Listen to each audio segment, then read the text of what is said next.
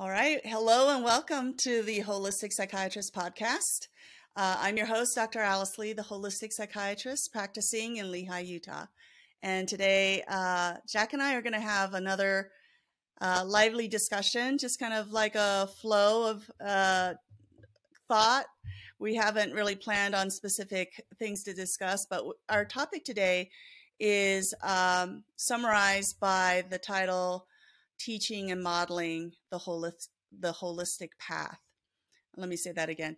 So our topic today is going to be entitled Teaching and Modeling the Holistic Path. So we're going to just talk all about, how to live that which we espouse and that which we try to help other people to value. So for Jack, I just want to tell you a little bit about him. He is a digital media artist. He's a music producer, writer, editor. His website is jackintheway.net if you want to learn more about him. And if you want to learn more about me, my website is holisticspsychiatrist.com. And there you'll find all of my podcasts and holistic updates and all of the useful information I try to give patients out there who are interested in more of a holistic approach to mental health. So Jack, shall we begin? Yes, let's begin. All right. Thanks for having me as always. This is, this continues to be the highlight of my sort of work that I get to do with you. It's not how it started, but, we did other things how it started, but I'm so grateful to be able to talk with you and have conversations like this, particularly in this way where we kind of let it be light and go stream of consciousness and kind of see what comes up and really be in a conversation with each other, but also in a conversation with the person listening. That's you listening. I always like doing that. So so I'm really looking forward to this because I feel like in some ways it's a continuation of one question that we talked about a couple podcasts back where I brought up this idea of physician heal thyself and this idea, and you talked at length and wonderfully and extensively and actually in a lot of detail and nuance about your experience of like your own healing journey. And I thought that was actually one of the most profound moments that I've had, as an opportunity, co-hosting this podcast with you was that, because I think that really gets at the heart of holistic health really in general is the healer's approach to it and their own healing journey for themselves, and how it actually goes hand in hand, is necessarily intertwined with the healing experience for patients. So with that being said, I'm really looking forward to talking today, particularly because last week we got to talk about some of your writing related to this. And of course, it's such a wonderful sort of continuation to be able to move toward a conversational environment to kind of build on these ideas. So all that said, the first thing that comes to mind to me that I would love to hear from you and see what reflections you might have or ideas you might have is if you could talk about maybe your experiences with patients, whether it's, 20 years ago, 10 years ago, last week, where by working with a patient on something and something coming up within the patient or within your relationship to the patient, that actually allowed you an insight into yourself and your own healing journey. Does that make sense? That's a really good question, because there's just, I think the bottom line is that with every patient, I'm growing and learning and shifting and changing. So there's always things that I do that might be indicative of how I've changed over time. But with regard to patients in general, I think that one of the things that's a broader perspective is this whole process that I've undergone within the last, I would say, 2 or 3 months, as I've decided to really try to go for it when it comes to writing my book and being able to sit down and have that peace of mind and focus on just what it is that I wanted to leave as a legacy in this kind of venue. I realized that my practice was taking up so much of my emotional energy. It's not so much time, because I have, time, but the emotional energy of worrying about patients that were severely ill, or that wasn't responding as well to the holistic treatment, and but yet they were continuing to hang in there and try to work it. I think I decided at that point that if I wanted to really achieve what I wanted to achieve, I had to have a better selective process into who I work with and who I don't work with. I had to decide on the level of severity and the types of patients that would be a good fit for my practice. And so as I made that decision, I turned away a lot of new patients that wanted to work with me, because I realized that the amount of emotional investment in their care would be beyond what I would be able to invest at this point, as I try to focus on, balancing a creative life and my life as a holistic psychiatrist. So that has really shifted my work a lot. The people I work with now are people that I definitely come into that relationship feeling quite confident that I can help them get better. Whereas maybe in the past, I would help people because they're desperate and they're so sick and they need some help. And I realize there's just really not a lot of psychiatrists who are holistic like me. And so I try to help them as much as I can. But these are patients who had been on meds for decades and decades, like 40 years, or 35 years. They've been on and off meds. They've been, they're unstable. They're really at the very tail end of their efforts to heal themselves. And then they finally come to a holistic psychiatrist to try to fix everything. And it can be very time consuming and very revealing as to whether they can or not. So to be able to say no to certain patients, especially patients who are desperate and looking for help, is something that requires, I think, certain boundaries that I did not have for a long time in my life, because there's this kind of like balance. We are always juggling between our compassion and desire to help people and, this life that we want to live for ourselves. And all my life, it's always been the focus on others, whether it's medical school, whether it's my Asian culture, or whether it's a societal expectation that the mother, the woman, always looks after, everybody else. There's a certain kind of expectation, I guess, that's embedded in my growing up years that says everybody else comes first before me. And I think it's been really wonderful to be able to be at a place in my life where I can practice this ability to take care of myself, be able to set proper, limits in terms of how much energy I expend on helping other people, and just realizing that I need to save some of that energy for things that I really value. And I can't do that if I'm constantly worried about my patients and focusing on whether they're going to be okay or not. Yeah.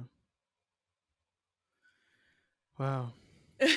What do you think, Jack?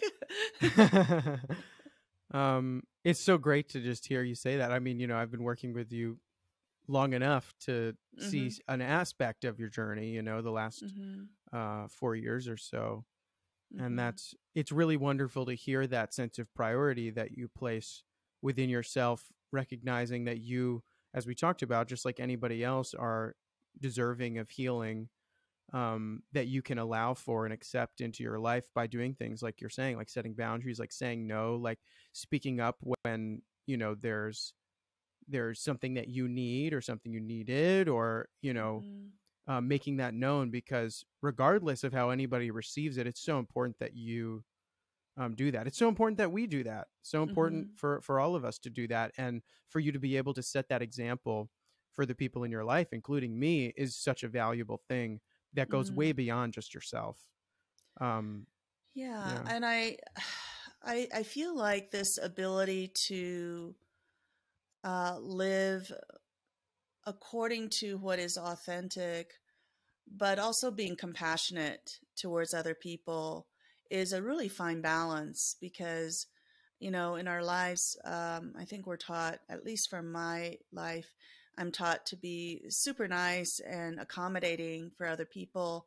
But then, you know, you do notice that sometimes if you do it too much and too often, you slide into some resentment, you know, that you've given too much, or maybe said yes when you wanted to say no.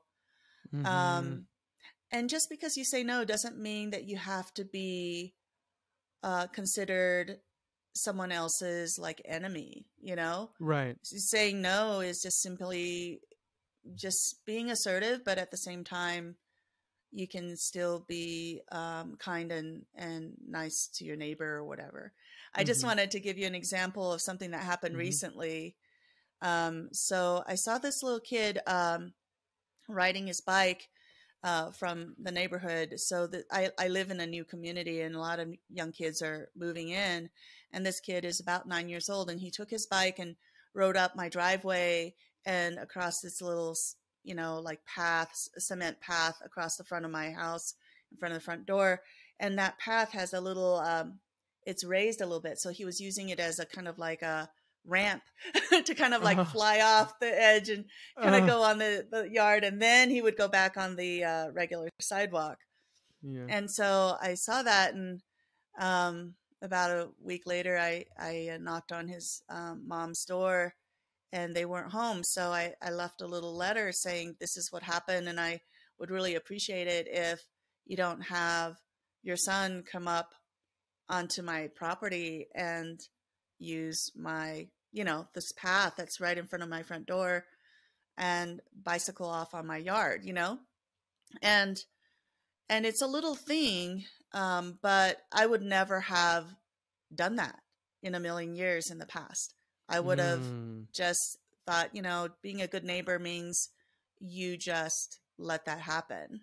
And I think that, so what happened was, it took a couple of days. They finally found the letter on their tape to their front door, because they usually go through the garage entrance, but they read it. And yesterday someone rang my doorbell, and I came to the door, and it was this kid on the bike, and he said that he was sorry for biking up my driveway. The mother was out there, you know, kind of babysitting like two other kids about his age, and so I went over there and chatted with her on a very friendly term, and, you know, I invited her because she was curious about my backyard, because I'd been taking care of my backyard, and I'd moved in probably 2 years before her. So she's curious about what can be done with one's property. So anyway, so she came to my backyard, and I picked a bunch of raspberries for her and some cherry tomatoes, and we had a good chat. So I was thinking, you know, that's the best combination of two worlds. Like, I could set certain boundaries, have people respect my boundaries, and yet I could have no hard feelings and just be friendly with both the little boy and with the family. And everything is kind of like cool, right? But had I not done that, maybe I would have harbored certain resentments. And had I done it, but in a very mean way, they would have harbored kind of resentments, right? So it's kind of this fine balance of like treating ourselves with respect, but treating the other person with respect as well. Yeah. Which is, I think, in alignment with our topic today, which is teaching and living the holistic path, that we don't treat ourselves below someone else, and we don't treat someone else below us. We're all, you know, like at the same level. And I think ultimately that's the best way to live. You look so zen right now with your smiling face. Wow. Yes, absolutely. It's just one of those times where everything you're saying is like, I'm reading this book called, I don't know if you've ever heard of it. I feel like you would have. I wouldn't be What? surprised if you had. It's called A Course in Miracles. Have you ever heard of Oh, it? yes, yes. Yeah, Yeah, I so attempted to read that, let's just yeah, say. it's a long book. I have the Yes, it's like audiobook. a Bible. It's 600 pages. It really is a new Bible, and it Yeah. even kind of functions that way in many ways. Like it's a new interpretation of the same spiritual Yeah. substance that the Bible did. Yeah. Um, Uh-huh. but it's just so funny because Mhm. the wisdom that I've been receiving from the book is exactly Mhm. what you're saying, and it has some different terminology, but when it comes down to it, it's exactly what you're saying, and Mhm. I that's one of those things where that serves you no matter the place, no matter the time, no matter who you're with, Mm. no matter what the circumstances in your life. That insight, which leads to the wisdom of that, of really not just treating someone, with equal respect, or treating someone with due respect, whatever that means, but Mhm. recognizing that neither of you are on a higher or lower playing field, and that ultimately you're in the same place and on the same level, and that's why everyone's deserving of respect, is because that we're all, some people might say we're all siblings under God, or we're all siblings with God, or we're all siblings in this universe of life, of unconditional loving life energy. And if life energy is unconditional and loving, then, and we're made of the stuff, then we're Mhm. definitely all on the same level. So Yeah. I really Yeah. appreciate that. I do want to ask you to Yeah. bring it to sort of your experience with patients and sort of modeling that for your patients. Mhm. And even before what you were saying earlier about sort of setting Mhm. boundaries for yourself, but also kind of respecting yourself, Mhm. before the, seeing other people as equal, but just respecting oneself. Has that come up that's a bit more of like a sort of psychotherapy type, like talk therapy type of thing that you might Mhm. talk about with Mhm. patients. But has that come up with for you where you felt like you've had patients where that's been an important part? Because I feel like a lot of the time we talk about sort of like what the patient can do for themselves, energy work, Mhm. taking supplements, going through the withdrawals if they have medications they're trying to withdraw from. But as far as like interpersonal relationships, can you Mhm. speak to that a little bit, and how you approach that, particularly because of walking the walk, as you were just talking about? Yeah. I mean, there was this one particular patient, and she was extremely friendly, and she's a accomplished professional. And one of the things that I remember is that there was this she kind of was offering something to help me along with my writing and stuff like that during her treatment that I thought was very tempting. Uh, But one of the kind of rules in our work with patients is not to mix one's personal needs with, the mm, needs of the patient. You should just kind of try to separate those two things. And so, even though she did offer it, I said, well, we can do that maybe after your treatment is done, mm-hmm, but in the mm-hmm, meantime, this is not something that would be helpful for us to pursue. mm. And it turned out that later on, as we dug more deeply into her past, it turned out that she actually did have a very long affair with a past psychiatrist. Oh my goodness. And of Wow. course, it would alter what she thinks of in terms of proper boundaries between the therapist, psychiatrist versus the patient. And Mm-hmm. I think that the psychiatrist who betrayed her trust, basically, Yeah. by, you know, falling into that temptation, um, really, really did her a disservice Mm, because he could have taught her so much about proper boundaries mm-hmm. and the difference between and used some of the maybe issues that were being brought up as in terms of her attraction to him or whatever as a way to help her heal. from Mm-hmm. therapeutic issues that may have been Mm-hmm. going on in her life. But instead, he kind of took it personally and betrayed her trust. Mm. So I think these are certain things that we need to be careful of as psychiatrists and therapists, is that sometimes we may be offered certain things in the work that seem a little bit unethical, let's just say unethical, Mm-hmm. or morally kind of questionable. Mm-hmm. And when you're in a patient doctor relationship where everything is confidential, of course, there's a little bit of a temptation there, especially if there is that kind of an apple, like you want that apple, Right. right? Right. But it's not appropriate. It's not your apple. It's something that needs to be looked at, observed, but it's not for you to take a bite out of that apple, Mm-hmm. right? Right. So all of these different things. I also think that there is a good match between what I offer and what patients I can work with. So some patients come in and they are clearly looking for more of a functional psychiatrist, people who do lab work, people who Mm-hmm. emphasize supplements. They're Mm-hmm. really not into like energy medicine or using empower energy technique. Mm-hmm. And I try to screen them out. Not all the time am I successful, but if a person is really just looking for a biological intervention, I will refer them to another psychiatrist, Mm-hmm. someone who is much more at that level, and they can be happy with it, because the kind of tools that I use definitely integrates a lot of energy medicine, both with testing and also with the psychotherapy. So you can't take on patients who aren't really a good fit. And so that really narrows a lot the kind of patients that would be a good fit for me to work with. Mm-hmm. But I have to acknowledge that I can't start working with people who really aren't ready to be open to all of the tools Mm-hmm. that I have. Mm-hmm.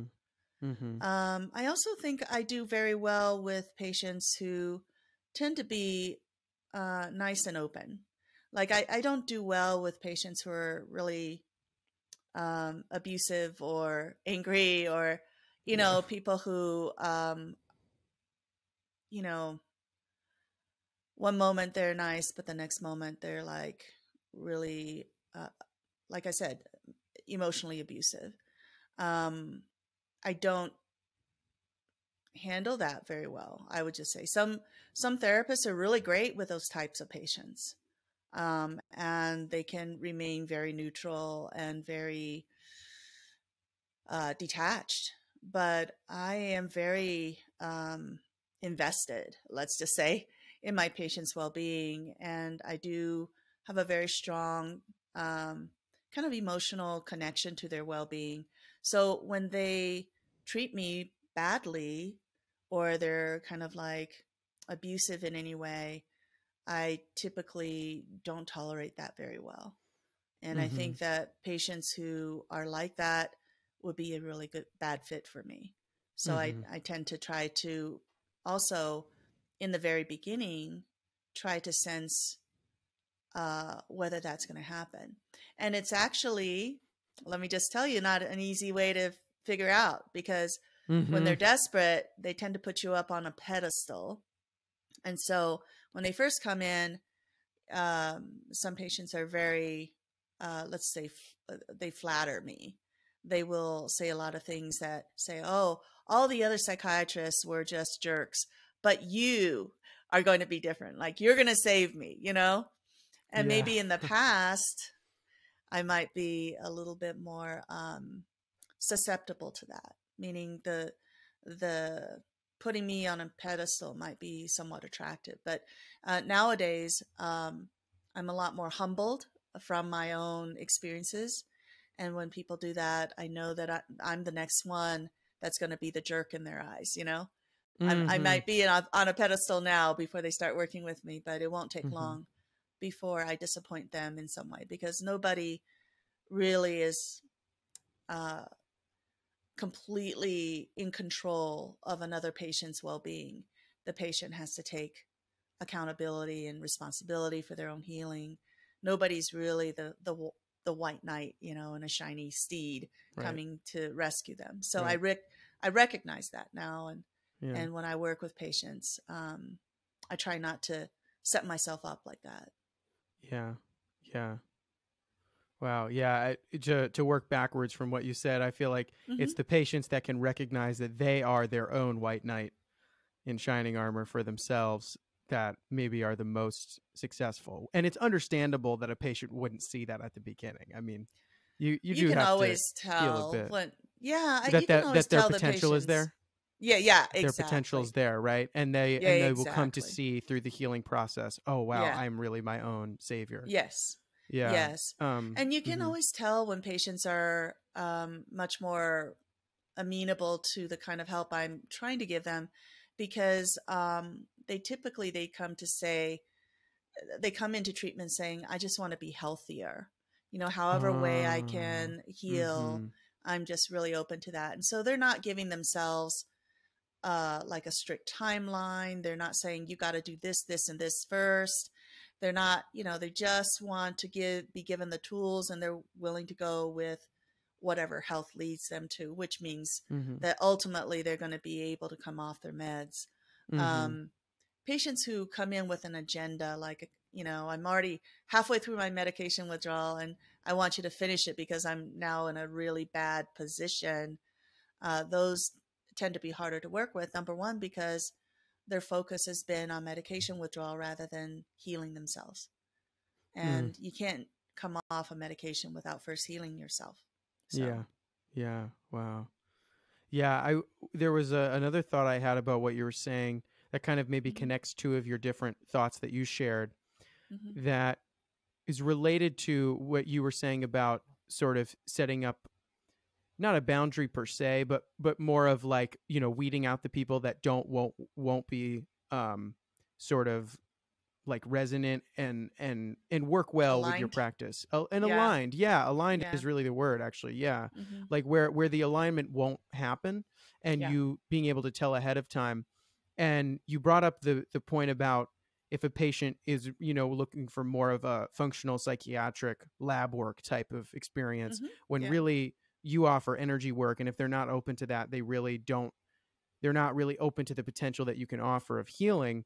And I also wonder, though, to go back to your first point, if by you doing that, you're also saving yourself sort of the challenge and the maybe unnecessary complexity and difficulty that comes along with taking on too much emotional labor on behalf of your patients, and that the patients that are willing to apply energy medicine are also the patients that will not incur so much emotional labor on you, because one, it means they're willing to do the work on themselves, and energy work necessarily means that. I mean, it's a willingness to have relationship with yourself, but it also means that they have an open mind, and that open mind will make it so that your mind can stay open and not have to like constrict itself to match theirs, if that makes sense. And do you see a connection there? Do you feel like the patients that are willing and open to energy work, whether they really want to do it or whether they say, I never thought of that, but I'm willing to try that, that regardless of that, their openness to energy work also like allows you a more sort of humane amount of emotional labor with those patients? Yeah. When I am able to do my part, which is to accurately identify the individual who is a good fit for my practice, the work goes very smoothly, and the work is profoundly healing for them. It can really transform their lives in a really positive way. And it's not about how sick they are at the beginning. It's really about, are they able to take the tools and run with it? So I'm not saying, I'm weeding out the sickest. No, that has nothing to do with the symptoms. It has everything to do with the openness of that individual to the healing powers, healing modalities, whatever you want to call it, that I've learned about. And I realize it's a very big step to go from, a functional orthomolecular approach, which is using nutritional supplements or glandulars, to the next step, which is energy medicine. And that's all Mm-hmm. about the quantum physics of healing. Um, but there are patients who have tried both, and they're willing to, and they want a doctor who knows both. And so if I fill my practice up with patients who just want medication or just want supplements, then there will be no room for these individuals who want both. So Mm-hmm. I have to kind of keep my practice open and available for those individuals.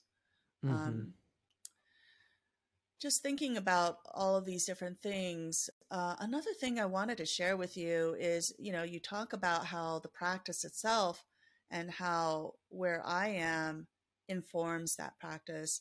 And there is one thing that came to mind that happens all the time. And that is when I do any kind of energy work to help anyone heal from their, blockages or issues or traumas, I have to be truly like intuitive and aligned on an energy level. Mm-hmm. Um, what I mean by aligned is that there's this idea in energy medicine of this infinite resource of life energy that has information and a well of, positive resources.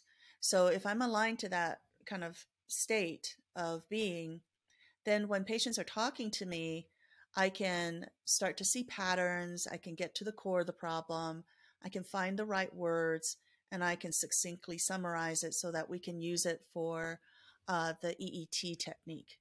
The EET technique doesn't write itself. You have to come up with the central problem that you Mm-hmm. want to work on, and Mm-hmm. maybe even decide, if you don't take care of the problem the first time, you have to decide how to attack it from different angles, for Mm. example. And all of that require a sensitivity that is aligned with life energy.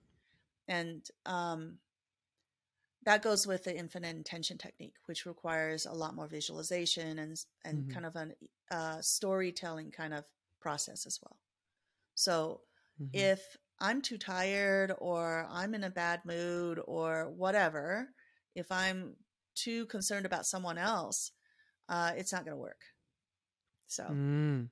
So what? So that I that immediately brought up a question in my head. So okay. what do you do when you are Mm-hmm. about to have a session with someone, and you Mm-hmm. are coming from a place of, as we all often all have to deal with, a moment of frustration or anxiety or both, or what have you? What do you do? Is it a matter of you take some time to meditate beforehand?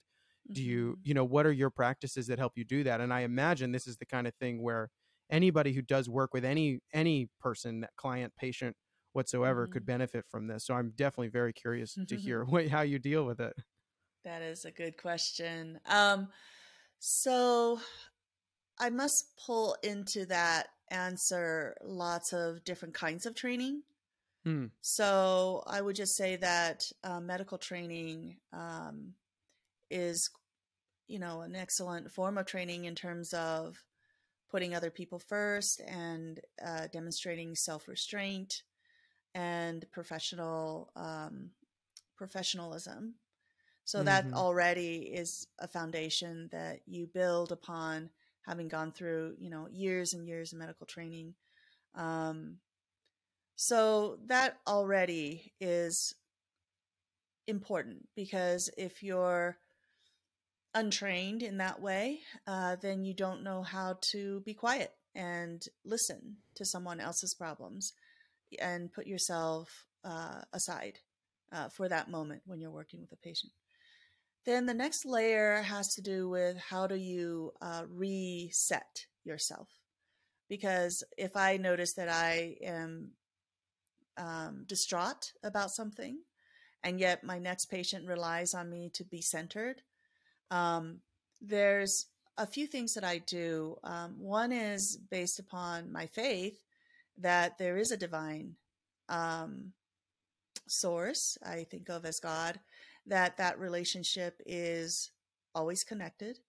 And if I really need some help right away, I will speak to that source and ask for help, and, ask for calmness, ask for strength.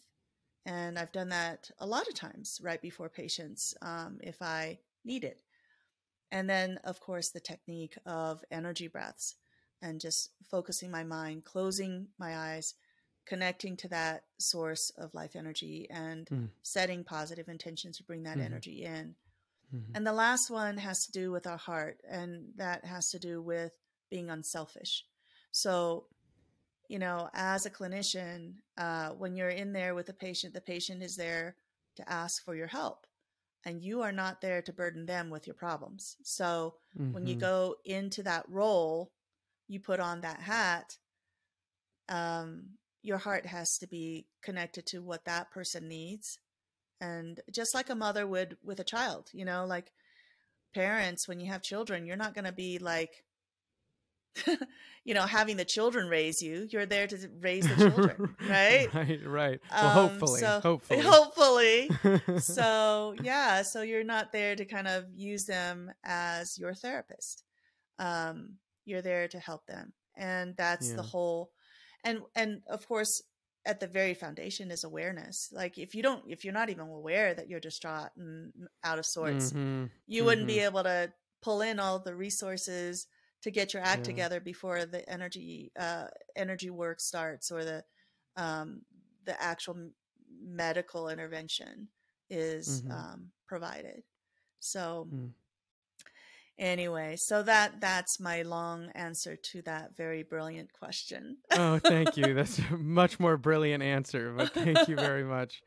Wow. Well, I have to say, I think that's actually a great place to end with, some advice going forward for anybody that works with anyone one-on-one in that kind of way that you're talking about. But before I totally turn it back over to you to close us out, is there anything else you'd like to add about this topic that comes to mind? I think the last one has to do with courage and confidence. I was thinking about a situation just this past week where a patient was started on a medication. I had to start a little bit of medication. The medication is called risperidone. The patient had been off medication for a long time, but didn't seem to be getting better within their period of time that they thought was reasonable. So they wanted to start some medication. I did agree finally that was okay. But we started on a very low dose. It was 0.5 milligrams. And that's a very, very small dose for risperidone. So we started that medication, and the patient immediately got better. Within a couple of days, this, paranoia went down, agitation, anger, it all improved. However, by day 7, the patient started to exhibit a lot of problems, a lot of symptoms, depression, hopelessness, just more paranoia again. It was a situation where the mother said, help, she was doing great. Now today she's doing horrible, and her sleep was worse too. So I did some energy testing, and it showed that the patient needed to lower her medication. Okay. Now, when a person is doing worse, what do doctors usually do? They increase medication, right? So when the energy testing says lower, what do? You have to pick between the energy testing and 10 years of medical training, right? Oh boy. Yeah. I know. And I've been in that situation a number of times. So I did tell the mother, I said, we need to lower the medication, even though it was a very tiny dose. I said, perhaps that is why this individual is so sick, is that she can't detox very easily. And when the medication came in, she was doing really well because it was at the right dose. But now, after 7 days, there may be some metabolites that are accumulating. And so we did cut it down by half because she was on a tablet, not a liquid. And so that was the smallest dose that we can come down. And she immediately got better. The mother, like the next day, oh, thank goodness, she's doing so much better. Thank Snaps for you. energy testing. I know. And of course, you never know that it's going to happen until it Right. happens. Another thing that happened with the same individual was I helped this individual get off some thyroid medication. It was Armour thyroid. Mm-hmm. And up until, we were just kind of the patient had been taking the Armour thyroid for a long time. And so it's a matter of, glandular support, iodine, those kind of things, and then Mm-hmm. gradually lowering the medication based upon energy testing. But in the end, I wanted to make sure that the patient's thyroid levels were normal because she had, not done very well the last, I would say, few weeks. And so I wanted to make sure that it wasn't due to the thyroid, even though the energy testing said that the thyroid was normal.